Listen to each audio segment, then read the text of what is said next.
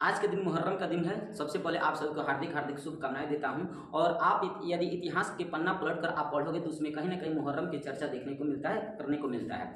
उस इतिहास में बताया गया है कि जब इमाम हुसैन अपने 72 सहपाठियों को लेकर जब करबला जा रहे थे, इराक के काफू शहर जा रहे थे, तो उन्हीं के बीच में मतलब रास्ते के बीच में एक उनके साथ बहुत बड़का दुर्घटना घट गया जिसमें 72 लोग मारे गए थे। उस 72 आदमी में आप देखोगे कि इमाम हुसैन भी थे। उन्हीं के याद में, उन्हीं के यादगार में मुहर्रम का डेट या मुहर्रम पर्व के तौर पर मनाया जाता है। ये एक प्रकार के तजिया जो होता है ना, उनके कब्र के प्रतीक के रूप में मनाया जाता है। तो हम इस पर खुलकर बात करते हैं। ये पूरा इनका घटना क्या है, कहाँ से शुरू होता है, पूरा इस्लाम धर्म के पूरा हम निचोड़ बात करते हैं कि कहाँ से उत्पन्न हुआ है, क्या इसका कहानी है। आइए बात।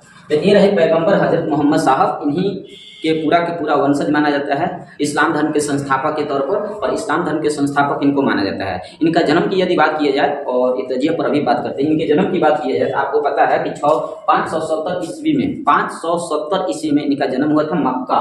कहाँ हुआ था वो? मक्का 570 ईस्वी में हुआ था, मक्का में हुआ था। और इनके देहांत की बात करें, इंतकाल की बात किया जाए तो मदीना में 632 ईस्वी में मदीना में इनका देहांत हो गया था। और इनकी माता का नाम इनकी माता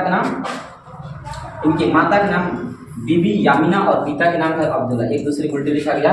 अब्दुल्ला इनके पिता का नाम था और बीबी यामिना इनकी माता का नाम है। और इनकी पत्नी का नाम पूछा जाए तो पत्नी आयशा। और इनकी बेटी का नाम पूछा जाए तो फातिमा। और ये फातिमा के एक हस्बैंड अर्थात पति थे, तो इनके क्या हुए? दामाद थे। इनके दामाद के नाम है हजरत अली। और हजरत अली के ही खानदान के थे इमाम हुसैन। और इमाम हुसैन ही मारे गए थे, शहीद हुए थे। इन्हीं के याद में मुहर्रम का डेट मनाया जाता है। ये जो इमाम हुसैन थे, इमाम हुसैन इनके समय में सऊदी अरब में एक खलीफा था, उसका नाम था, बहुत अत्याचारी खलीफा था, याजीद।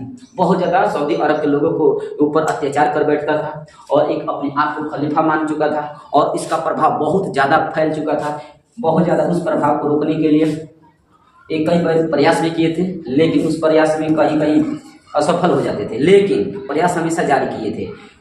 एक बार की घटना है जब ये 8वीं शताब्दी के प्रारंभ में इमाम हुसैन इराक शहर में, इराक देश के कूफा शहर में ये जा रहे थे। बीच में एक करबला नामक स्थान आता है। उस करबला में इनको घेर लिया गया, इमाम हुसैन के सहपाठियों को और इमाम हुसैन को घेर लिया गया। किसके द्वारा? याजीद और इनके सैनिकों के द्वारा। और इनको जाने से मना कर दिया गया और ये बीच में ही रोक लिया गया, करबला वाले स्थानों पर रोक लिया गया और इनको जाने से मना कर दिया गया। बीच में एक नदी था, फरात नदी। क्या नाम था? फरात नदी बहता है इराक देश में। फरात नदी बहता है।